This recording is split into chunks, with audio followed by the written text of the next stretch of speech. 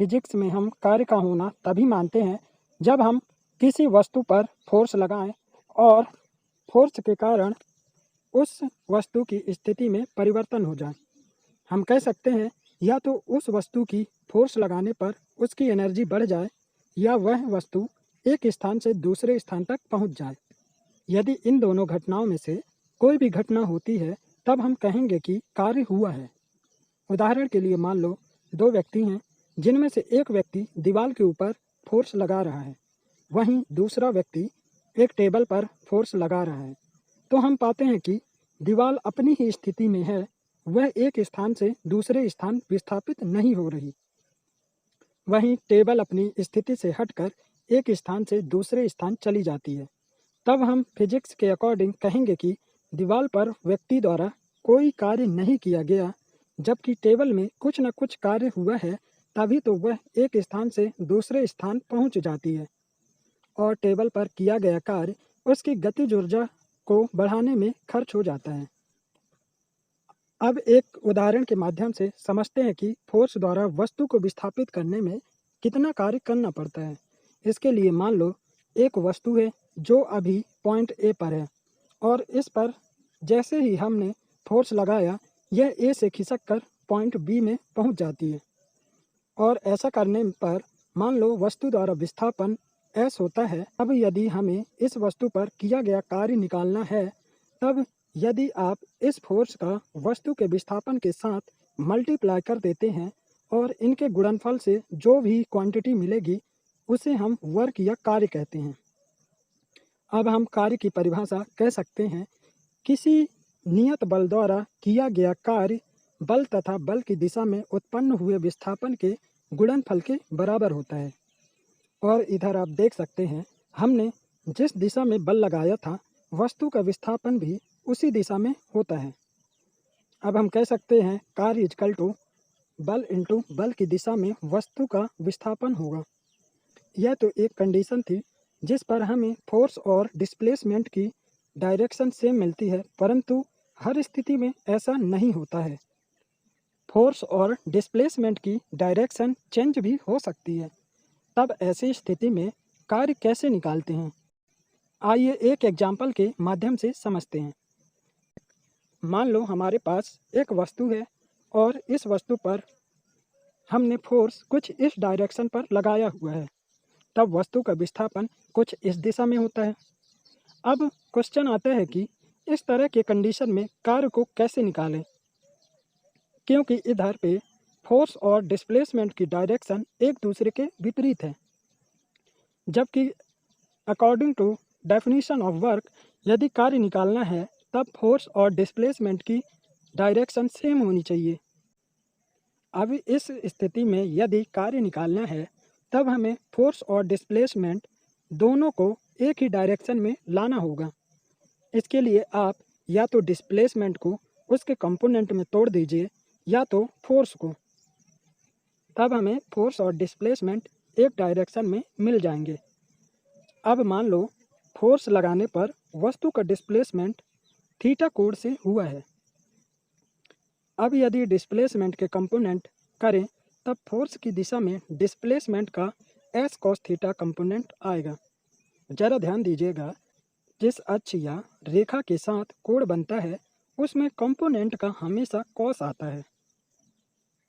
अब यदि point B से लंबवत एक रेखा नीचे की ओर खींच दें तब हमें फोर्स के डायरेक्शन में वस्तु का विस्थापन AC मिल जाएगा जो कि एस कॉस थीटा के बराबर है।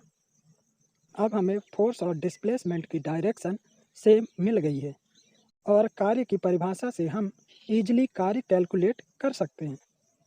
तब कार्य W equal to F into S cos theta होगा। और आपको ध्यान होगा हमने दो सदिशों का अदिश गुणनफल कुछ इसी तरह का पढ़ा हुआ है। मान लो हमारे पास एक सदिश A है और दूसरा सदिश B है। अब इन दोनों सदिशों का यदि डॉट प्रोडक्ट कराते हैं तब हमें vector A dot vector B equal to AB cos theta मिलता था और थीटा दोनों सदिशों A और B के मध्य का कोण था।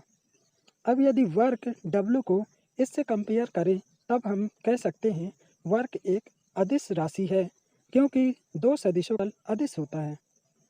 चलिए अब work W equal to F S cos theta का अलग अलग कंडीशन में क्या मान होगा समझते हैं।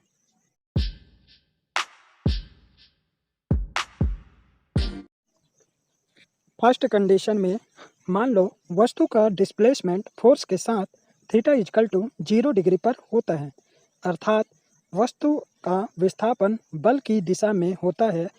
तब वस्तु पर किया गया कार्य क्या होगा, आइए समझते हैं। इसके लिए इस समीकरण को देखिए। कार्य F और S के बीच के कोण थीटा के कॉस के मान पर निर्भर करता है और हमें पता है कि कॉस का मान 0 डिग्री पर अधिकतम होता है जो कि 1 होता है। इससे हम कह सकते हैं यदि वस्तु का विस्थापन बल की दिशा में होता है उस समय वस्तु पर किया गया कार्य अधिकतम होता है।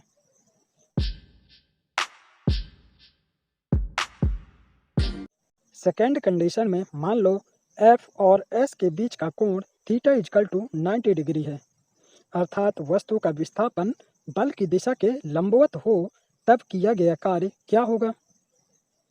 इसके लिए यदि इस समीकरण में थीटा इजकल टू 90 डिग्री रख दें तब cos 90 का मान शून्य होगा, जिससे ये पूरी क्वांटिटी भी शून्य हो जाएगी। तब हम कह सकते हैं यदि वस्तु का विस्थापन बल की दिशा के लंबवत होता है उस समय इस फोर्स द्वारा वस्तु पर कोई कार्य नहीं करना पड़ता।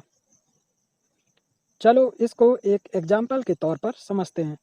मान लो इस तरह की एक ट्रॉली है जिसमें सामान ढोते हैं। ट्रॉली में कुछ वस्तुएं रखी हुई हैं और एक व्यक्ति इस ट्रॉली को एक स्थान से दूसरे स्थान ले जाता है। इस स्थिति में व्यक्ति द्वारा लगाया गया बल और ट्रॉली का विस्थापन तो सेम डायरेक्शन में होता है, परंतु इस वस्तु का कुछ न कुछ भार होगा जिसके कारण एक फोर्स इस डायरेक्शन में लगेगा। और जरा देखिए, इस फोर्स की डायरेक्शन ट्रॉली के विस्थापन की दिशा के लंबवत है। तब क्या आप कह सकते हैं यह फोर्स वस्तु को विस्थापित करने में व्यक्ति की मदद किया है? नहीं ना। आप क्या कहेंगे, जितना भी कार्य इस ट्रॉली को यहाँ से यहाँ तक लाने में किया गया है वह केवल इस व्यक्ति द्वारा किया गया है। यह बल तो केवल ट्रॉली के वेट को बढ़ाने का काम किया है।